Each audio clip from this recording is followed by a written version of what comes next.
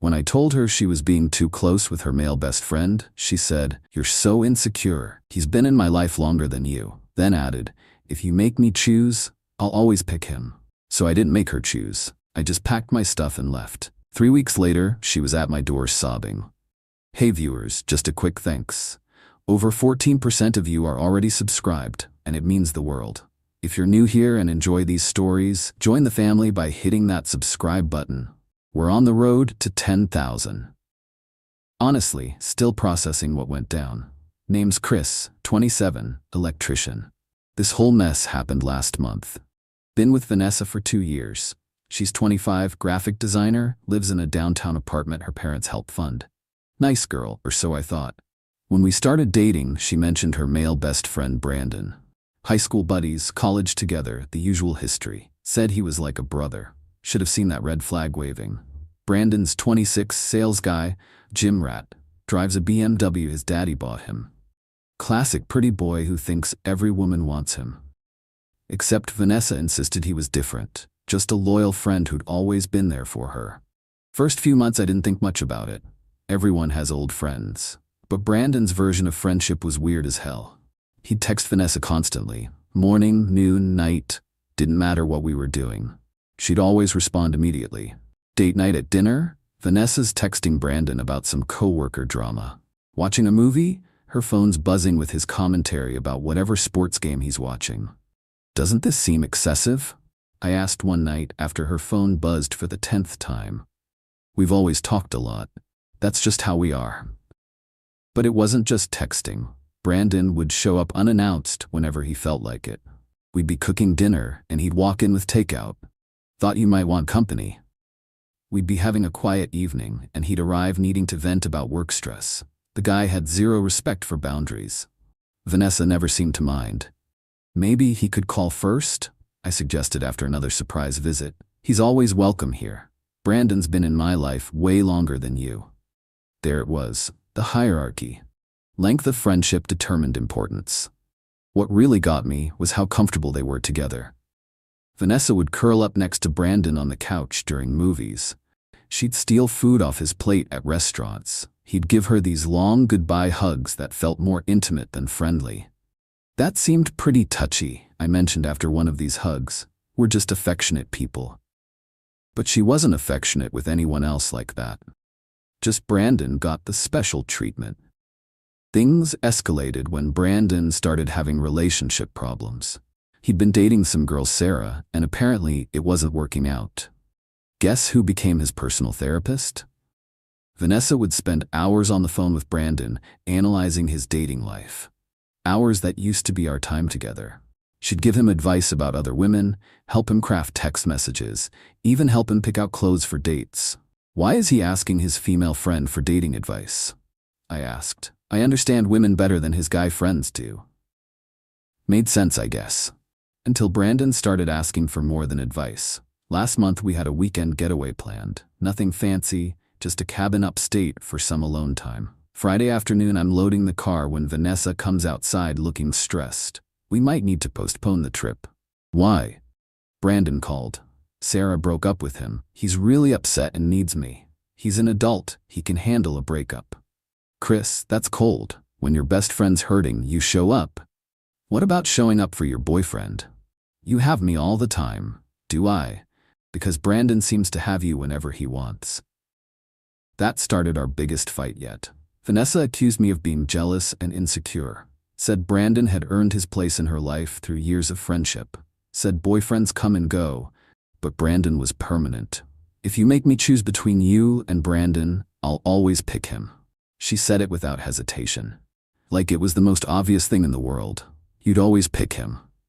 Yes, he's been my constant for 8 years. You've been here 2 years. Boyfriends ranked by tenure, apparently. I was just another guy passing through while Brandon was forever. Got it. Brandon first, me second. That's not what I meant. It's exactly what you meant. I drove home and started packing. Wasn't much to pack since I'd kept my own place. Good thing too. Vanessa called 20 times while I was throwing clothes in boxes, didn't answer. Around 10 p.m. she showed up at my apartment. Chris, let's be rational about this. We were rational. You said you'd always choose Brandon. I was being hypothetical. No, you were being honest. I don't want to lose you, but you're not willing to set boundaries with Brandon either. I shouldn't have to choose. You're right, you shouldn't. That's why I'm choosing for you.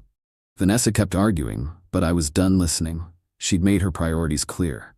Brandon first, everyone else second. But then I had an idea. You really think Brandon's just an innocent friend? Of course he is. Prove it. Call him right now. Why? Tell him we broke up. See how he reacts. Chris, that's stupid. If he's really just your friend, it won't be a problem. Fine. She pulled out her phone and dialed. Hey Brandon, yeah, I know it's late. Chris and I broke up? No, I'm not okay. I could hear Brandon's voice getting excited through the phone. Now tell him you want to forget about everything tonight. What? Tell him you want to get a hotel room somewhere and talk. That's disgusting. Brandon would never. Then it shouldn't be a problem saying it. Ew, no, he's my friend. So prove it. Show me how innocent your friendship is. Vanessa stared at me like I was insane. Brandon would never agree to something like that. Then call his bluff. Fine, but when he says no, you owe me an apology. She got back on the phone. Brandon, I just want to forget everything tonight. Maybe we could get a room somewhere and just talk. The change in Brandon's voice was immediate. Even I could hear his excitement. That sounds perfect, Vi. I know this great place downtown. I can be there in 15 minutes. This is exactly what you need right now. Vanessa's face went white. Actually, Brandon, never mind. I'm just emotional. Talk tomorrow. She hung up looking shocked. Still think he's innocent? I asked. Her phone immediately started buzzing. Text after text from Brandon. Changed your mind? I'm already getting dressed. This could be really good for us. I've been waiting for you to see Chris wasn't right for you. I'll grab champagne and meet you there. Text me the address. He was already planning the whole evening. Within minutes of thinking we broke up, Vanessa was staring at her phone in horror. This can't be real. Your innocent best friend just jumped at the chance to sleep with you the second he thought I was out of the picture.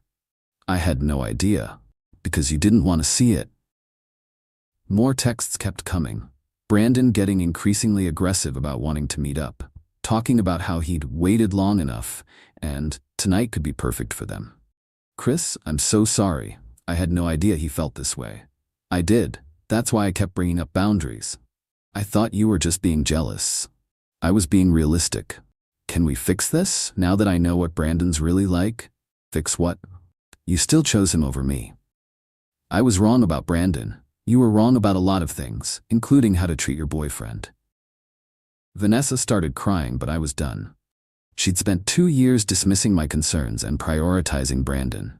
Finding out he was a predator didn't change how she'd treated me. I'll cut contact with Brandon completely. Too late. Why? Because this was never just about Brandon. It was about you choosing him over me every single time. I told her to leave. She begged and cried, but I was finished. She'd made her choice when she said she'd always pick Brandon. The next few weeks were peaceful. No constant texting interruptions, no surprise visits from Brandon, no girlfriend canceling plans because her male best friend needed emotional support. Then last week, Vanessa showed up at my apartment sobbing. Chris, you have to help me. With what? Brandon won't leave me alone. Ever since that night, he thinks we're supposed to be together. Apparently, once Brandon thought he had a shot, he went full stalker mode. Showing up at her work, sending flowers to her apartment, posting on her social media about how they were meant to be together. He keeps saying he's waited 8 years, and now it's his turn. Sounds like your best friend showed his true colors. I had to file for a restraining order 2 weeks ago. Good for you. Chris, you were right about everything. Can we please try again? No. Why not? Because you spent 2 years putting Brandon before me. Him being a creep doesn't change that. I know better now. You know Brandon's garbage. You still don't know how to prioritize a relationship. She kept begging, but I wasn't interested. Finding out Brandon was predatory didn't erase 2 years of being treated like second choice. Heard through mutual friends that Brandon had been telling people for months he was just waiting for Vanessa to dump the loser boyfriend. He'd been actively working to undermine our relationship while playing supportive friend. Also heard from one of Vanessa's college roommates that Brandon had pulled similar moves with other girls in their friend group. Always played the patient best friend until they were vulnerable, then made his move. Vanessa was just his latest target. She's apparently still dealing with the fallout from Brandon's harassment. Had to change her work schedule and move back in with her parents temporarily. Good for her. Maybe her next boyfriend won't have to compete with predatory male friends. Meanwhile, I'm dating someone who doesn't have any male best friends trying to get in her pants. Someone who knows the difference between friendship and manipulation. Vanessa got exactly what she asked for. She chose Brandon over me. The fact that Brandon turned out to be a stalker was just bonus consequences. I got what I deserved too. Someone who actually puts me first. Sometimes the trash takes itself out. You just have to be patient enough to let it happen. Vanessa's still dealing with the legal process apparently. Learned that from her sister who I ran into at the grocery store last week. I know I did. When someone tells you where you rank in their priorities, believe them the first time.